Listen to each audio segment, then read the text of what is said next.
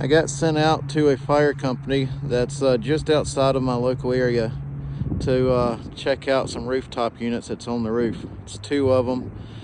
It does flatten out up there, and it's supposed to be a rubber roof up there. No roof access on the inside, and there is no ladder on the exterior of the building. Just curious, how would you guys handle getting up there?